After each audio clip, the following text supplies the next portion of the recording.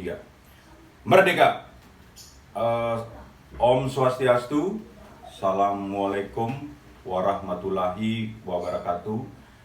Salam sejahtera, namo buddhaya, salam kebajikan.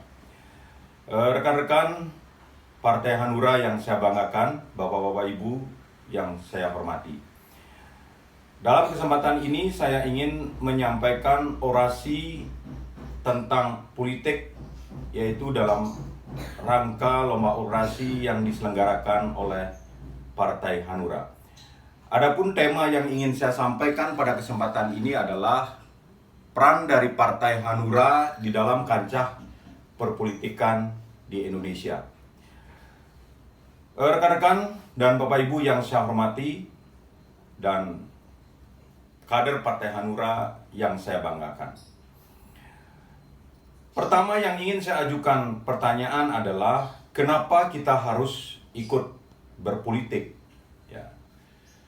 Kenapa kita tidak jadi penonton saja di dalam perpolitikan? Kenapa kita harus jadi politik? Nah, mungkin dasar pemikiran kita harus ikut berpolitik adalah pertama, ya, di dalam membangun negara ini, kewajiban kita sebagai warga negara adalah ikut serta di dalam pembangunan bangsa, di dalam mencapai tujuan bangsa, yaitu mensejahterakan kesejahteraan umum dan mencerdaskan kehidupan bangsa.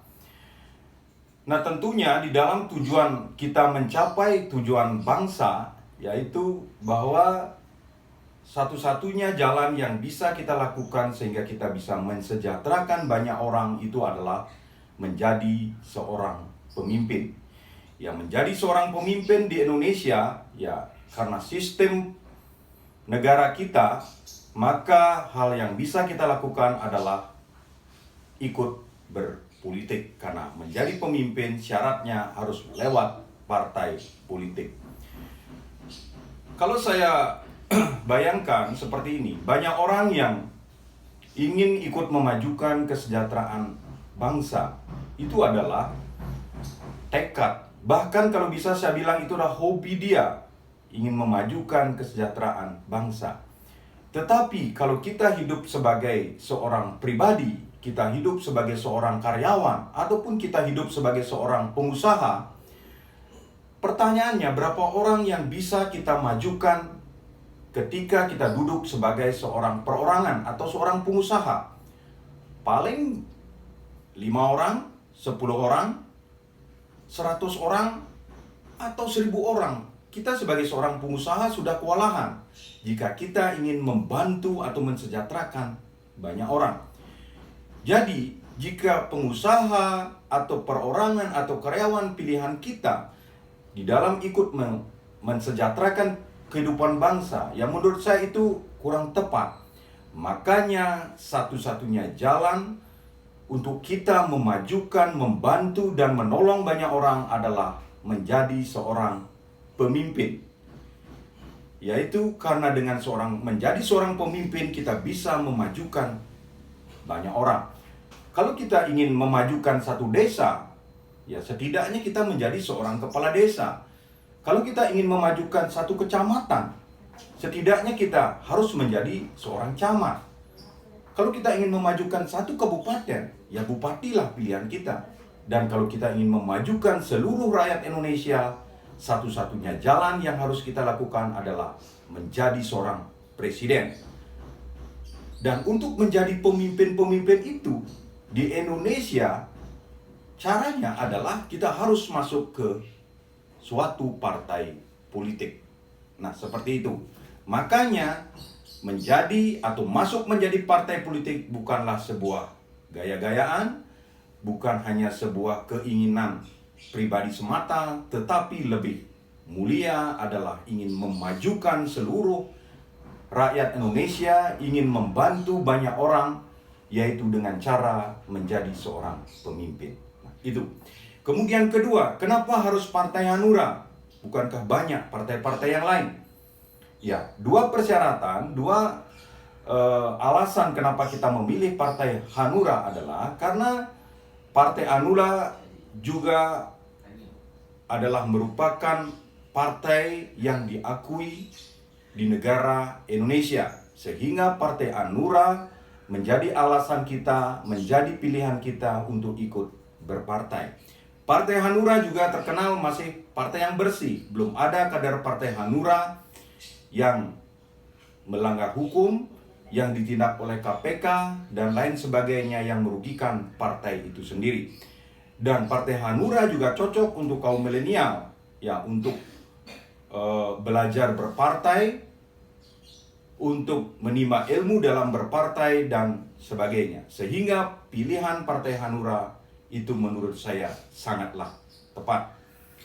Nah, Bapak Ibu yang saya hormati, rekan-rekan yang saya banggakan, kader Partai Hanura yang saya banggakan pula, apa persyaratan kita untuk bisa memajukan Partai Hanura dan Partai Hanura bisa bersaing dengan partai-partai besar yang ada di Indonesia seperti PDI dan Golongan Karya?